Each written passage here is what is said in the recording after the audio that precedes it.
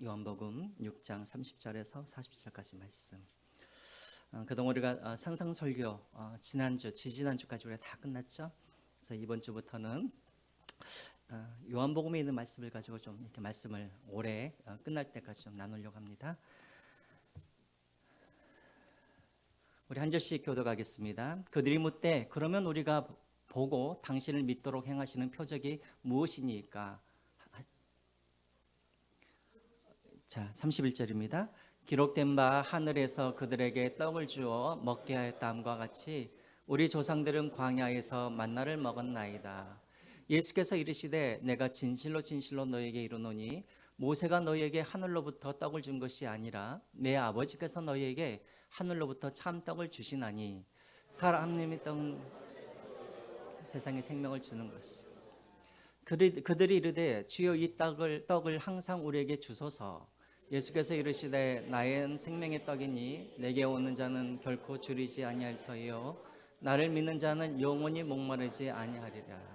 그러나 내가 너희에게 이르기를 너희는 나를 보고도 믿지 아니하는도다 하였느니라. 아버지께서는 내게 주시는 자는 다 내게 올 것이요 내게 오는 자는 내가 결코 내쫓지 아니하리라. 내가 하늘에서 내려온 것은 내 뜻을 행하려 함이 아니요 나를 보내신 이의 뜻을 행하려 함이니라. 나를 보내신 이의 뜻은 내게 주신 자 중에 내가 하나도 잃어버리지 아니하고 마지막 날에 다시 살리는 이것이니라. 내 아버지의 뜻은 아들을 보고 같이 읽겠습니다. 내 아버지의 뜻은 아들을 보고 믿는 자마다 영생을 얻는 이것이니 마지막 날에 내가 이를 다시 살리리라 하시니라. 아멘. 우리 옆 사람들과 우리 같이 한번 우리 인사할까요? 당신은 복받은 사람입니다. 우리 같이 한번 인사하시죠. 당신은 복받은 사람입니다. 예. 여러분들 복 받으실 줄 믿으시기 바랍니다. 예. 오늘 말씀은 사실은 6장 1절부터 시작이 되어지죠. 6장 1절부터 15절까지 보면 우리가 너무나 잘 알고 있는 무슨 기적이 나옵니까? 오병이어의 기적이 나오죠. 예수님께서 광야에서 물고기 몇 마리와 2마리와 떡 5개로 5천 명 이상의 사람들을 먹이시는 그런 기적이 15절까지 나옵니다. 그런데 15절에 예수님께서 주신 그 물고기와 떡을 배불리 먹던 이 사람들이 갑자기 예수님을 붙잡기 시작하는 거예요. 왜 붙잡았을까요? 예수님을 뭘로 삼으려고? 자신들의 왕, 임금으로 삼으려고. 이 예수님만 있으면 우리가 이제 죽을 때까지 우리가 굶지는 않겠다 싶어서 예수님을 왕으로 섬기려고 하죠. 자, 그러자 16절에 보시면 예수님께서 겨우 그 사람들을 다 뿌리치시고 예수님이 제자들과 함께 어디로 가시냐면 가버나움으로, 강 건너편 가버나움으로 그렇게 가게 됩니다. 자, 그런데 그 다음 날 아침에 이 무리들이 포기하지를 않아요. 예수님만 잡으면 복권이잖아요. 그러니까 포기하지 않습니다. 그래서 이 많은 사람들이 그 많은 배를 타고 어디로 가냐면 예수님께서 계시는 가버나움으로 다 건너게 되는 거예요. 자, 거기서 드디어 예수님과 제자들을 만나게 됩니다. 자, 그때 예수님께서 그 많은 무리들을 보시고 야, 너희들 참 열심이다 칭찬하신 것이 아니라 26절에 이렇게 말씀하시죠. 26절을 한번 볼까요? 26절. 예수께서 대답하여 이르시되 내가 진실로 진실로 너희에게 이르노니 너희가 나를 찾은 것은 표적을 본 까닭이 아니요 떡을 먹고 배부른 까닭이로다. 이게 무슨 말입니까? 예수님께서 표적을 보여주셨을 때는, 기적을 보여주셨을 때 예수님께서 기대하시는 건 뭐냐면 그 떡을 먹고 뭘 깨닫는 거예요. 이분이 하나님으로부터 오신 메시아구나, 이걸 깨닫기를 원하였는데 이 사람들은 예수님을 왜 쫓아온 거예요? 메시아여서 쫓아온 것이 아니라 그들의 배고픔을 해결하기 위해서 예수님을 쫓아온 것이죠. 그러니까 예수님이 그들의 의도를 잘 알고 지금 이렇게 말씀하시는 거예요. 그러면서 예수님께서 그들에게 뭐라고 하시냐면 27절 한번 보겠습니다. 27절. 썩을, 우리 같이 한번 읽을까요? 시작. 썩을 양식을 위하여 일하지 말고 영생하도록 있는 양식을 위하여 하라. 이 양식은 너희에게 주리니 인자는 아버지 하나님께서 인치신 자니라. 여기서 예수님께서 두 가지 양식에 대해서 말씀을 하시네요. 자, 첫 번째 양식은 어떤 양식입니까? 썩을 양식. 두 번째는 무슨 양식? 영생하도록 있는 양식, 영생을 위한 양식. 근데 예수님께서 뭐라고 그러시냐면 지금 너희들이 구하고 있는 것은 썩을 양식인데 그런 썩을 양식을 위하여서 그렇게 열심히 그렇게 쫓아다니지 말고 영생을 위한 양식을 위하여서 열심을 내라, 일해라 라고 그렇게 말씀을 하고 있는 거예요. 자, 그러니까 이 말을 듣던 또 무리들이 또 예수님께 질문을 하죠. 그러면 예수님, 우리도 영생을 얻고 싶은데 그럼 우리가 어떤 일을 해야 우리가 영생을 얻을 수 있습니까? 라고 말을 하자 29절을 한번 보시기 바랍니다. 29절에 예수님께서 뭐라 그러세요? 너희들이 할 일은 이것인데 뭐라 그러세요? 하나님께서 보내신 일을 믿는 것이 하나님의 일이라. 여러분, 그래요. 우리가 열심히 일을 해야 되는데 무엇을 위해서 일을 해야 되냐면 다른 것 아니에요. 하나님을 믿는 이 일을 우리가 열심히 해야 한다는 것입니다. 왜요? 하나님을 보내시는 이분이 누구예요? 예수 그리스도죠. 예수 그리스도를 믿는 것, 이 예수 그리스도를 믿으면 우리가 영생을 얻기 때문에 이들이 이 일에 열심을 다하라고 그렇게 말씀을 하시죠. 자, 그러자 이제 무리들이 또 예수님께 질문을 합니다. 예수님이 하나님께서 보내신 이라고? 그럼 예수님께서 우리가 기다렸던 메시아란 말인가? 하면서 이들이 또 어떤 질문을 하냐면 31절에 이런 이야기를 하는 거예요. 만약에 당신이 하나님께서 보내시는 사람이라고 한다면, 메시아라고 한다면 당신이 모세보다도 더 크다는 말인데, 예수님, 모세는 광야에 있었을 때 하늘로부터 우리에게 만나를 주신 사람입니다. 그러면 예수님은 모세보다도 더 크신 예수님이시면, 메시아이면 우리에게 어떤 양식을 주시겠습니까? 라고 지금 또 이 무리들이 예수님에게 질문을 하는 거예요. 모세도 만나를 주셨는데 그럼 당신이 모세보다 더 크신 메시아로 간다면 우리에게 뭘 주시겠습니까? 라고 이제 질문을 하는 것이죠. 자, 그러자 32절에 예수님께서 이렇게 말씀하시는 거예요. 32절 또 같이 읽겠습니다. 시작. 예수께서 이르시되 내가 진실로 진실로 너에게 이르노니 모세가 너에게 하늘로부터 떡을 준 것이 아니라 내 아버지께서 너에게 하늘로부터 참 떡을 주시나니. 이게 무슨 말이냐면 광야에서 이스라엘 백성들에게 만나를 주셨는데 그 만나는 모세가 준 것이 아니라 누가 주셨단 말이에요? 하나님이 이스라엘 백성들에게 주었단 말이에요. 그런데 그 하나님이 오늘 너희에게도 떡을 줄 텐데 그 떡은 무슨 떡이냐면 하시면서 이제 그 다음 말씀을 이어가는 거예요. 이 떡을 하나님이 너희들에게 내려주실 텐데 이 떡을 먹으면 33절에 너희들이 생명을 얻을 것이다 라고 말을 합니다. 자, 그랬더니 34절에 무리들이 그 이야기를 듣고 아니 우리에게 만나가 아니라 하나님께서 우리에게 떡을 주신단 말이야 하면서 34절에 이들이 흥분을 하면서 그럼 우리에게 그 떡을 주십시오 라고 예수님께 간청을 하죠.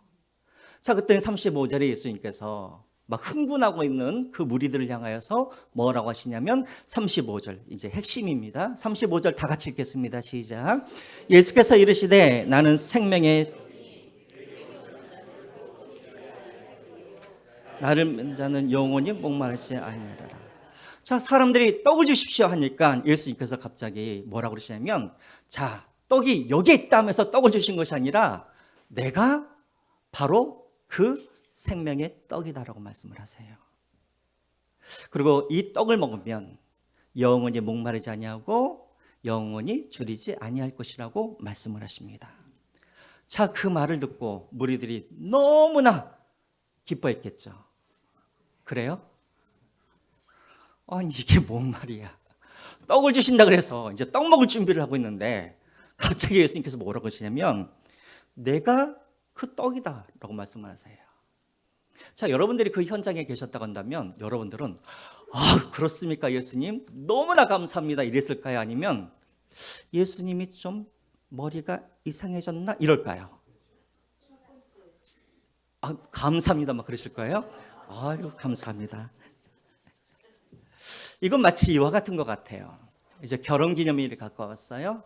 그래서 남편이 여보 이번에는 당신에게 깜짝 놀랄 만한 내가 선물을 해줄 거야. 이 세상에서 정말 비싼 선물을 내가 해줄게. 그 이야기를 듣고 이 아내가 이제 결혼기념일만 되면 우리 남편이 무슨 반짝반짝한 걸 해주려고 하나 하면서 막 기대하면서 결혼기념일을 기다렸겠죠. 자, 이제 결혼기념일이 됐어요. 아내가 막 기다리는 마음으로 남편에게 묻습니다. 여보 선물 어디 있어? 그랬더니 남편이 눈 감아봐. 그래서 눈을 감았어요. 그래서 눈 떠봐 했더니 남편이 리본을 얼굴에다가 딱 이렇게 해놓고 내가 당신의 선물이야. 잠깐만, 우리 김희순 우리 권사님 아까 기쁘다 그랬는데 너무 기쁘실 것 같죠? 아니 아까 예수님이 생명의 떡 할 때는 기쁘다고 했더니 김만석 집사님이 리본을 딱 하고 내가 당신의 선물이야. 아니에요. 자, 여러분, 우리 아내분들 만약에 남편이 그랬다 그러면 어떻게 하실 것 같으세요? 깬다, 그렇죠? 정말 깬다. 저 양반이 미쳤나 막 그러겠죠. 백성들도 마찬가지였어요. 아니 잔뜩 예수님께서 모세의 만나보다도 더 진짜 떡을 주시겠다고 해서 기다리고 있는데 예수님께서 뭐라 그러냐면 그 떡은 나야 라고 하신 거예요.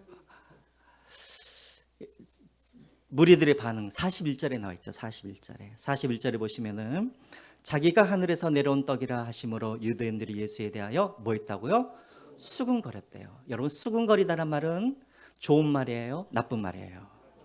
뭐라고 수군거렸을까요? 예수가 드디어 미쳤구나. 또 방금 우리 권사님이 웃기고 있네 그러시는데 저 양반이 정말 웃기고 있네 그랬겠죠. 근데 예수님께서 또 말씀을 하세요. 내가 떡인데 나의 살을 먹고 나의 피를 마시면 너희들이 영원히 목마르지 아니하고 굶주리지 않을 것이다 라고 말씀하십니다. 수군거렸던 그 사람들이 또 어떻게 반응을 했을까요? 66절에 나와 있습니다. 66절 한번 볼까요? 그때 그의 제자 중에서, 그러니까 12제자들 말고 예수님을 따라다녔던 또 다른 많은 무리들의 제자가 있었어요. 그 중에 많은 제자들이 어떻게 했다고요? 떠나가 버렸다는 거예요. 왜요? 그 말을 도저히 받아들일 수가 없는 것이죠. 아니, 우리가 식인종도 아니고 우리가 어떻게 예수님의 피를 마시고 우리가 어떻게 예수님의 살을 우리가 먹을 수가 있습니까? 예수님께서 좀 이상하시다 싶으면서 사람들이 예수님을 떠나가 버렸다라는 거예요. 자, 그러면 여러분 여기서 한번 보시죠. 그러면 예수님께서 이 말을 하시기 전에 이런 반응을 예수님께서 내가 생명의 떡이다라고 말을 하면 사람들이 실망하실 것을 알았을까요? 몰랐을까요? 알았을 거예요. 사람들이 떠날 것을 예수님께서는 알고 계셨을 거예요. 그럼에도 불구하고 굳이 예수님이 내가 너희들에게 생명을 주겠다 하시면 될 거 아니에요. 내가 너희들에게 영생을 주시면 그렇게 말씀하시면 될 거 아니에요. 그러면 이해할 텐데 왜 굳이 생명의 떡이라고 그렇게 말씀하셔서 사람들로 하여금 그렇게 실망하고 떠나게 만드셨냐는 거예요. 왜 생명의 떡이라고 말씀하셨을까? 이유가 있습니다. 오늘 이것을 우리가 잘 이해하려고 그러면 우리가 먼저 요한복음에 나와 있는 말 중에 이 생명이라는 이 단어가 요한복음에 엄청 많이 나와요. 생명. 그래서 요한복음의 핵심 중에 단어가 하나가 뭐냐면 생명이에요. 생명. 그러면 여러분 이 생명도 근데 우리 한글 성경에는 생명으로 그렇게 번역되어 있지만 그러나 헬라어로 보면은 이 생명이 세 개로 그렇게 표기할 수가 있어요. 자, 한번 보여주시겠어요? 자, 이 생명 앞에 한번 보시죠. 생명이 헬라어로는 첫 번째는 푸시케라는 단어가 있어요. 푸시케. 이것도 생명이에요. 또 두 번째는 비오스. 여러분 혹시 바이오라고 들어보셨어요? 바이오? 비오스에서 나온 말이 바이오예요. 바이오. 이것도 생명이에요. 세 번째는 조에. 이것도 생명입니다. 생명. 그래서 요한복음이나 이 신약에 보면은 생명을 할 때는 푸시케, 비오스, 조에 이 세 단어를 사용하는데 뭐가 다르냐면 앞에 두 개, 푸시케와 그리고 비오스는 어떤 생명이냐면 육체의 생명을 말하는 거예요. 육체의 생명. 그러니까 이 푸시케와 비오스는 어떤 생명이냐면 우리가 어머니 뱃속에서 나올 때부터 우리가 죽을 때까지 우리가 간직하고 있는 이 생명을 말하는 거예요. 이건 육체의 생명이에요. 만약에 우리의 육체가 죽어버리면 1번과 2번의 이 생명은 다 어떻게 될까요? 함께 사라져버리는 거예요. 그래서 이 생명은 푸시케와 비오스라는 이 생명은 영원한 생명이 아니라 제한되어 있는 생명이에요. 내 심장이 뛰고 있는 한, 또 내 코에 호흡이 있는 한 내게 있는 생명이 푸시케와 비오스 이 생명을 말하는 거예요. 자, 그런데 여러분 이거 육체 이 생명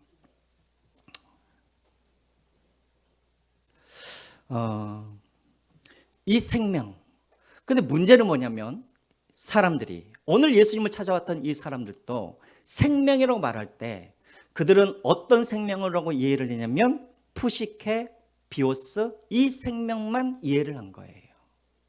그러니까 푸시케, 비오스 이 생명만 있다고 믿는 사람들은 어떻게 이 땅에서 살아가냐면 육체가 죽어버리면 생명도 사라지기 때문에 모든 것이 다 뭐라고? 끝이라고 생각하면서 사는 사람들이라는 거예요. 이해가 되세요?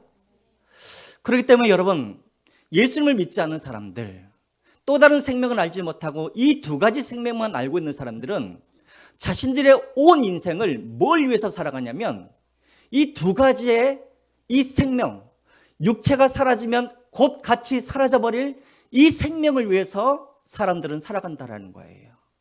1년이라도 더 오래 살기 위하여서, 1시간이라도 더 오래 살기 위하여서 그들이 가지고 있는 모든 것을 다 투자하여서 이 생명을 위해서 사람들이 살아가고 있다는 거예요. 왜? 이것이 끝나버리면 이제 모든 것이 다 끝나버리니까.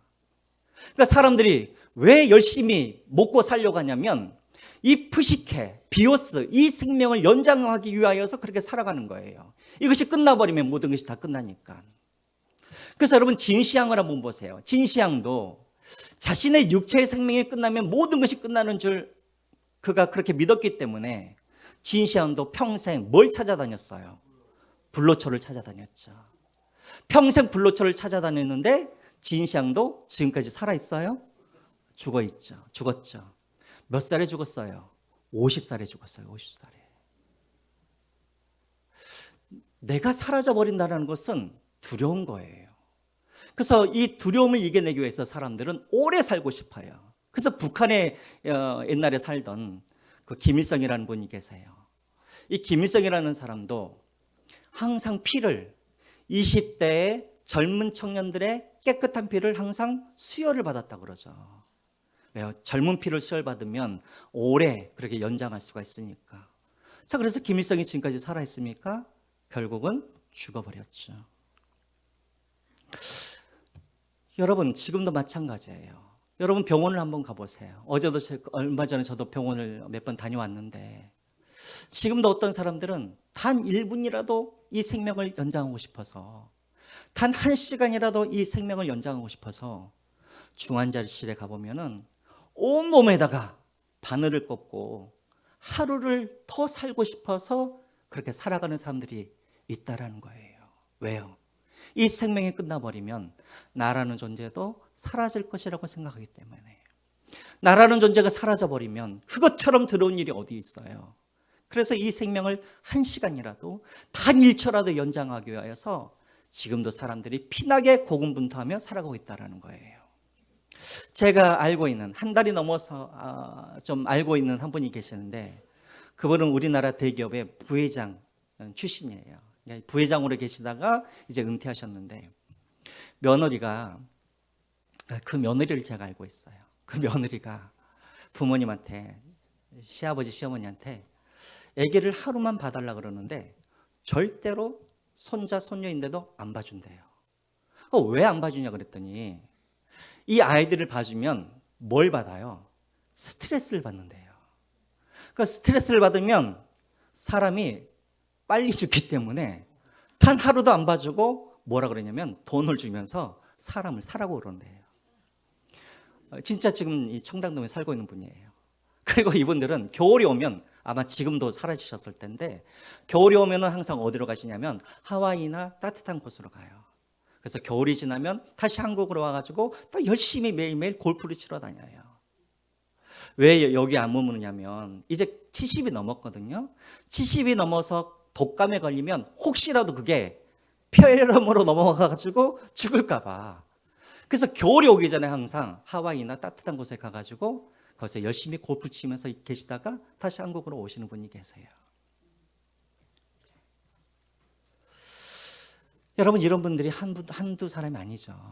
조금이라도 오래 살기 위하여서 이 삶이 다 끝나버리면 나라는 존재가 사라져버리면 불안하고 두려우니까 단 1초라도 열심히 살기 위하여서. 여러분 우리도 그렇지 않습니까? 저도 영양제를 지금 하나씩 늘려가고 있어요.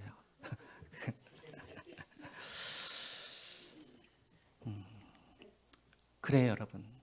사람들이 여러분 이 육체의 생명이 중요하지 않다는 말은 아니에요.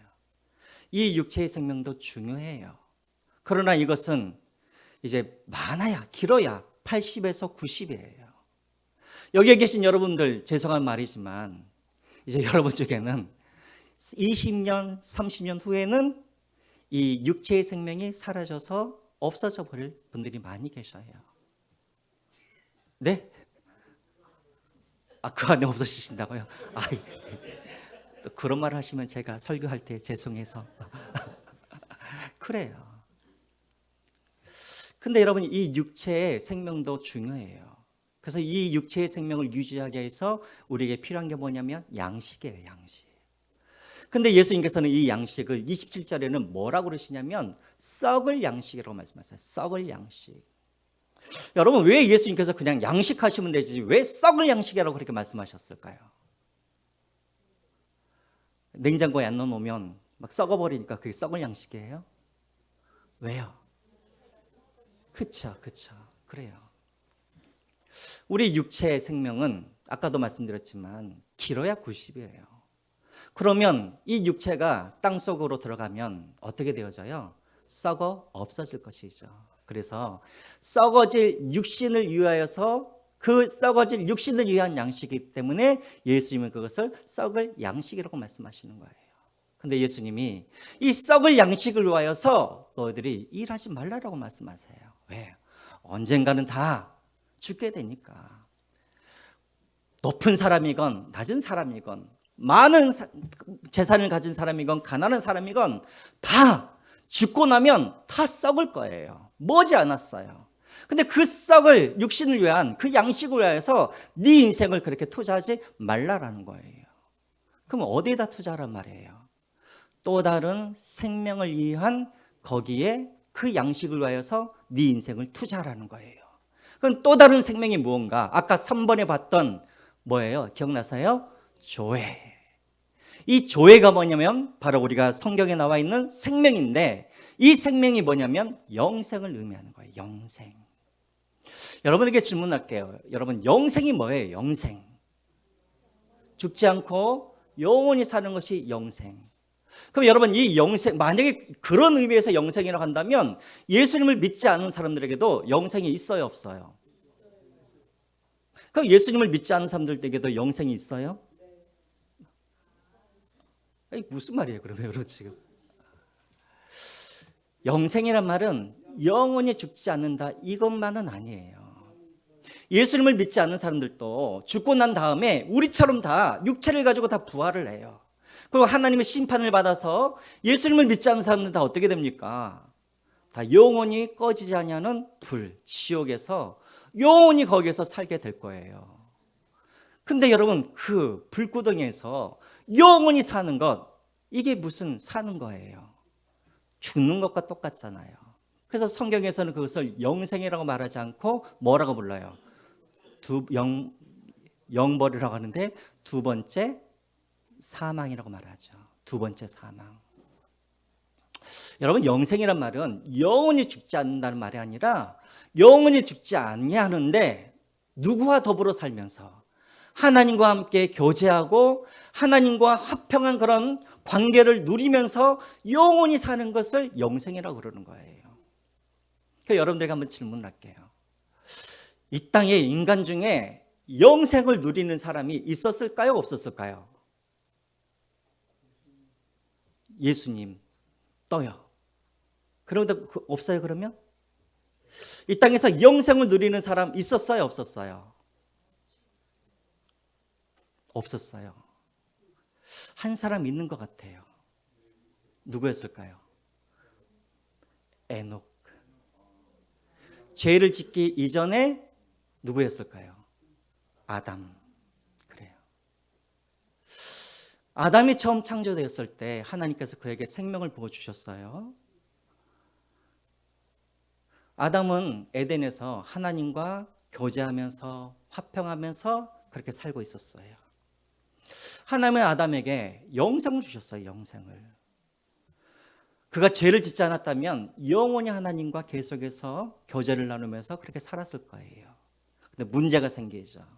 창세기 2장 16절 17절 한번 볼까요? 창세기 2장 16절과 17절 말씀. 여호와 하나님이 그 사람에게 명하여 이르시되 동상 각종 나무의 열매는 내가 임의로 먹되 17절 선악을 알게 하는 나무의 열매는 먹지 말라. 내가 먹는 날에는 반드시 뭐하리라? 죽으리라. 자, 이 명령을 들었어요. 그리고 아담과 하와가 에덴에서 살다가 갑자기 뱀의 꾀임을 받아서 선악과를 먹게 되어집니다. 그러면 오늘 말씀대로 아담과 하와가 죽어야 되잖아요. 근데 여러분 성경을 보시면 아담과 하와가 그 즉시로 죽었어요? 살아 있었어요?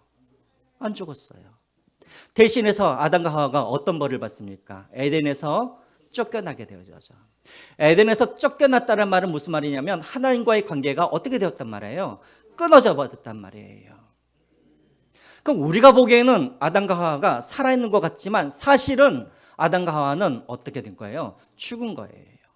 왜냐하면 하나님과의 관계가 끊어져 버렸기 때문에. 다시 말하면 죄의 결과로 말미암아 아담과 하와에게는 어떤 일이 벌어지냐면 푸시케, 비오스, 육체의 생명은 있는데 그 안에 있는 영생은 어떻게 되어버렸을까요? 죄를 짓는 그 순간 그 영생도 사라져 버린 거예요. 죽어버린 거예요. 죽었다는 말은 바로 이런 의미를 갖고 있는 거예요. 그의 영혼이 죽어버렸다. 하나님과의 관계가 끊어져 버렸단 말이죠.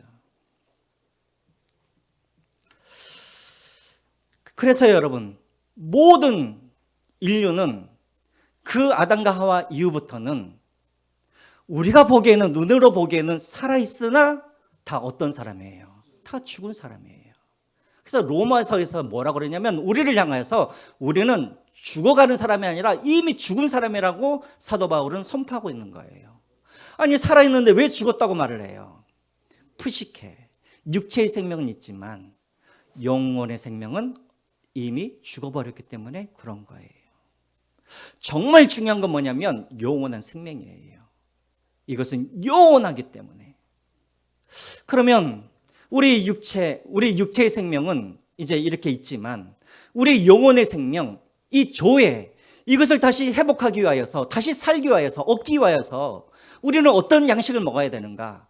육체의 생명을 위하여서는 썩을 양식을 먹어야 되는데 우리 영혼의 영생을 위하여서는 우리가 대체 무슨 양식을 먹어야 되는가? 그래서 오늘 예수님께서 뭐라고 하시냐면 내가 곧 뭐라고요? 영생의 생명의 조회의 떡이라고 말씀하세요. 나를 먹으면 너희들이 살 것이다. 아니 살아있는 사람에게 왜 또 산다 그래요? 다시 말하면 너희에게 뭘 주시겠다라는 거예요? 영생을 주시겠다는 말이에요.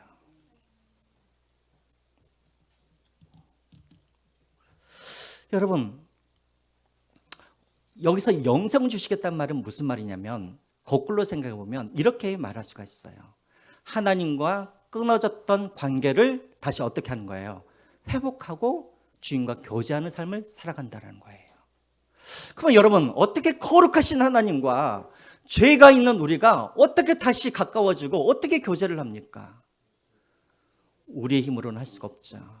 그래서 중간에 중보자인 누가 계셔야 되는 거예요? 예수 그리스도가 계셔야 되는 거예요. 그래서 예수 그리스도께서 우리의 화평자가 되시고 우리의 중개인이 되시고 중보자가 되어주셔서 거룩하신 하나님과 죄인인 우리 사이에 그런 다리의 역할을 해 주셔야 한다는 것입니다. 그런데 왜 예수님께서는 굳이 떡이라고 그렇게 표현하셨냐는 거예요. 왜 떡이라고 하셨을까? 이 떡이라는 이 의미 안에는 여러 가지가 포함되어 있어요. 여러분, 떡이 되려고 하면 살아 있어야 돼요? 죽어야 되는 거예요? 죽어야 되는 거예요. 첫 번째, 이 생명의 떡이란 말은 예수님께서 죽으시겠다는 말이에요. 십자가에서 우리를 위하여서 살을 찢기시고 피를 흘리셔서 죽겠다는 말입니다. 두 번째로 왜 떡이라고 말씀하셨는가? 그 떡을 어떻게 해야 돼요? 여러분 떡을 보시면 여러분들은 그것을 관상용으로 그렇게 그냥 보고만 계시나요? 아니면 뭐 하기 위해서 떡을 우리가 만들죠? 먹기 위하여서. 두 번째, 왜 떡이라고 하셨냐면 믿음이라는 것은 예수 그리스도를 먹고 마시는 일이기 때문에 그렇다는 거예요. 이것은 제 말이 아니라 53절 말씀 한번 보겠습니다. 53절 말씀 같이 한번 읽겠습니다. 시작. 예수께서 이르시되 내가 진실로 진실로 너에게 이르노니 인자의 살을 먹지 아니하고 인자의 피를 마시지 아니하면 너희 속에 생명이 없느니라. 여러분, 믿는다라는 것은 예수님, 내가 예수님을 믿습니다. 오늘부터 내가 예수님을 믿겠습니다. 이게 믿는 게 아니에요. 정말 믿는다라는 것은 뭐냐면 예수님께서, 하나님이신 예수님께서, 죄가 없으신 예수님께서 내가 죽어야 할 그 자리, 그 십자가에 예수님께서 나를 대신하여 나를 위하여서 살이 찢기시고 피를 다 흘리시고 나를 위해서 죽으셨다라는 이 사실을 믿는 것이, 이것이 바로 믿음인 거예요. 나의 생명을 위하여서 예수님께서 살을 찢으셨습니다. 나를 살리기 위하여서 예수님께서 피를 흘리셨습니다. 내가 죽어야 되는데 예수님께서 나를 살리기 위하여서 예수님이 나를 위해서 죽으셨습니다. 이 고백이 있어야, 이 믿음이 있어야 이것이 진짜 믿음인 거예요. 우리는 어떤 사람들을 붙잡고 말하죠. 예수님 믿으십시오. 예수님 믿는다라고 말만 하면 구원받습니다. 이렇게 하는데 여러분, 정확하게 말하면 그건 믿는 게 아니에요. 정말 우리가 믿는다는 것은 내가 먼저 죄인이라는 것을 깨닫고 내가 죽을 수밖에 없는 사람인데 예수님께서 나를 대신하여서 십자가에서 살을 찢기시고 피를 흘리셔서 예수님이 나를 살리시고 예수님이 죽으셨다라는 이 사실을 내가 마음속 깊이 고백하고 회개하고 그 예수님을 받아들이는 것이, 이게 바로 예수님의 살과 피를 마시는 거예요. 이게 바로 믿음이에요. 여러분 모두는 이런 고백이 있으신 줄 믿습니다. 이 고백이 먼저 우리에게 있어야 되는 거예요. 세 번째로, 예수님의 피와 살을 먹는다는 말이 무슨 말인가? 믿는다라는 것은 여러분, 단순히 고백이 아니라 예수님이 내 안에 들어오셔서 나와 함께 뭐 한다라는 거예요? 사신다라는 거예요. 그래서 여러분, 예수님을 믿는다라는 것은 이제는 내가 죽고 내 안에 누가 사시는 거예요? 예수 그리스도가 사시는 거예요. 그래서 만약에 여러분 중에 목사님, 내가 거듭났는지 거듭나지 않았는지 모르겠습니다. 목사님, 내가 예수님의 피와 살을 먹었는지 안 먹었는지 잘 모르겠습니다. 어떻게 알 수가 있는가? 내 안에 예수 그리스도가 있는지 없는지를 우리가 보면 알아요. 여러분, 유명한 말이 있어요. 먹는 것이 그 사람이다. 영어로 그런 말이 있어요. He is what he is이라는 말이 있어요. 먹는 것을 보면 그 사람이라는 거예요. 여러분, 제 얼굴이 막 퉁퉁 부었어요. 왜 부었을까요? 라면을 많이 먹어서 부은 거예요. 건강하지 않은 음식을 먹으면 그것이 우리에게 다 나오는 거예요. 우리 명재 권사님, 늘 채소만 먹고 사시죠? 그렇죠. 다 나타나잖아요. 우리 정영재 권사님, 늘 이슬만 먹고 사시죠? 다 나타나는 거예요. 예수님을 먹으면 뭐가 나타나냐면 내게서 뭐가 나타날 거예요? 예수님이 드러나는 거예요. 그래서 내가 정말 예수님의 피를 먹었는가? 내가 예수님의 살을 먹었는가? 어떻게 할 수 있어요? 내 안에 예수님을 닮아가는 모습이 나타나면 그러는 거예요. 왜? 예수께서 내 안에 사시니까. 나는 죽고 예수로 사니까. 여러분, 믿는다라는 것은 단순히 예수님 믿습니다, 이게 아니에요.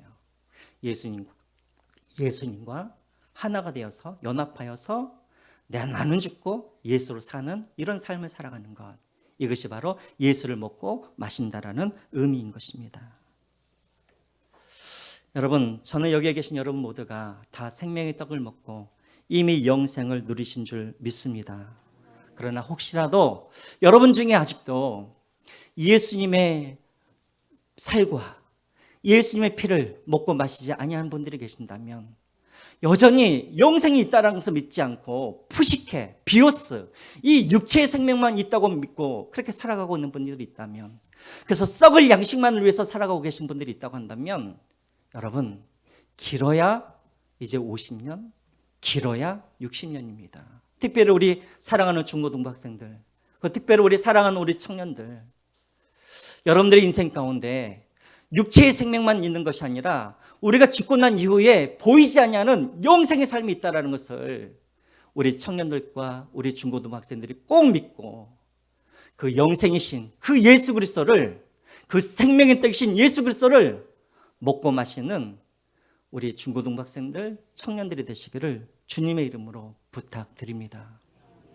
제가 아는 한 권사님이 계셔요. 그 권사님에게 늘 자랑하는 딸이 하나가 있었어요. 인류대학을 나오고 그리고 대학을 졸업하자마자 사시에 합격을 해가지고 그래서 변호사가 된, 그래서 모든 사람들이 다 그렇게 부러워했던 딸이 있었어요. 근데 어느 날 그 딸이 갑자기 죽어버렸어요. 암 선고를 받았는데 암 선고를 받자마자 1개월인가 2개월 만에 그렇게 죽어버렸어요. 사람들이 그 권사님 앞에 나와가지고 위로하고 권사님에게 가서 이제 어떡하냐고, 그렇게 자랑하던 딸이 죽었는데 어떡하냐고. 그런데 그 권사님은 뭐라 그러냐면 아니에요, 우리 딸은 복받은 사람이에요 그러시는 거예요. 왜냐하면 우리 딸은 이미 예수님을 영접하고 그 안에 영생이 있기 때문에 우리 딸은 이미 복받은 사람이라고 그렇게 고백을 하는 거예요. 그래요 여러분, 우리는 이미 복받은 사람입니다. 믿으십니까? 우리 여사님들과 다시 한번 우리가 인사했으면 좋겠어요. 당신은 복받은 사람입니다. 그래요. 여러분 1시간 더 살려고, 1년 더 살려고 거기에 여러분들의 인생을 걸지 마시고 영원한 생명, 그 영원한 생명 조회를 위하여서 이 남은 인생을 그렇게 바치고 투자할 수 있는 그런 지혜로운 저와 여러분들이 되시기를 주님의 이름으로 부탁드립니다. 우리 찬양하시면서 준비하신 내용을 하나만 벌려드리겠습니다.